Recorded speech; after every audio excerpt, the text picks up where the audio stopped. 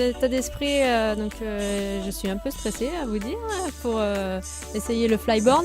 Mais je pense que ça va être c'est un concept assez sympa et assez fun qui pourrait être accessible à plusieurs personnes telles que des filles.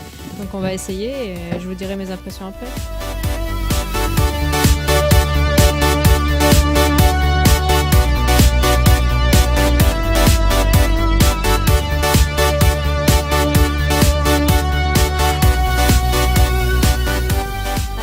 Le flyboard, comme je vous ai dit, c'est vraiment un concept super génial. Je viens d'essayer, je me suis régalée. J'ai fait un quart d'heure dans l'eau très très fraîche et pourtant je me suis très bien amusée. Un peu complexe au départ pour se lever, mais dès qu'on a le coup en main, c'est parti.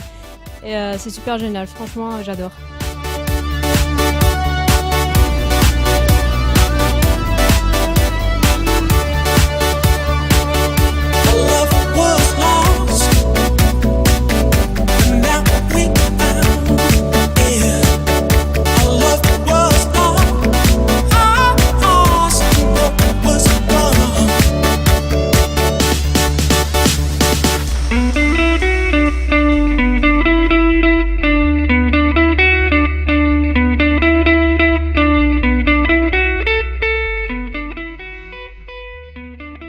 Alors le fonctionnement est très simple en fait, c'est un tuyau qui vient se connecter à n'importe quelle turbine d'un jet ski ou d'un engin comme vous avez vu sur la première vidéo. Ça peut s'adapter sur n'importe quel jet, il suffit d'une puissance de à peu près 100 chevaux pour déjà décoller à 2 mètres de haut quoi, en fait. Après il est recommandé d'avoir à peu près 150 chevaux.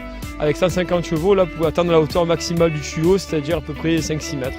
Le principe est simple, c'est un tuyau donc on connecte, il y a un système de rotation qui permet en fait de maintenir le tuyau en pendulaire. Il y a un système de rotation ici au niveau du tuyau qui permet que le tuyau ne s'en mêle pas et aussi de pouvoir faire des virages assez facilement. Ensuite vous avez donc là vous pouvez voir les buses principales qui permettent de donner la poussée pour décoller. Et ici vous avez les buses en fait de stabilisation qui viennent se fixer aux mains. Alors en fait, on a 3 versions au niveau du flyboard. On a la première version qui va être en fait dédiée à tout ce qui est location, initiation et pour les personnes qui sont vraiment en apprentissage, où la personne en fait est sur le jet, s'occupe de démarrer et de gérer l'accélérateur. Donc ça c'est vraiment la version la plus simple pour apprendre. Au moins l'utilisateur de la flyboard n'a pas besoin de gérer la puissance délivrée, il ne gère uniquement la hauteur qu'avec l'inclinaison des pieds. Ensuite on a la deuxième version de la flyboard qui là permet en fait de démarrer, d'avoir un coupe-circuit, d'arrêter le jet depuis la flyboard, mais aussi d'accélérer grâce à en fait un potentiomètre qui passe le long du tuyau. Donc en fait l'utilisateur de la flyboard peut être seul et sans personne sur le jet quoi, en fait.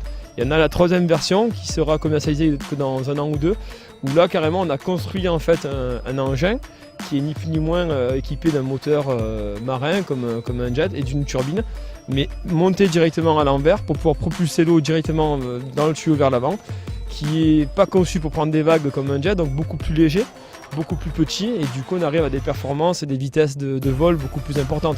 Avec un jet en 250 chevaux, vous allez atteindre à peu près 25 km/h, là on arrive avec l'autre engin à atteindre à peu près 40 km/h.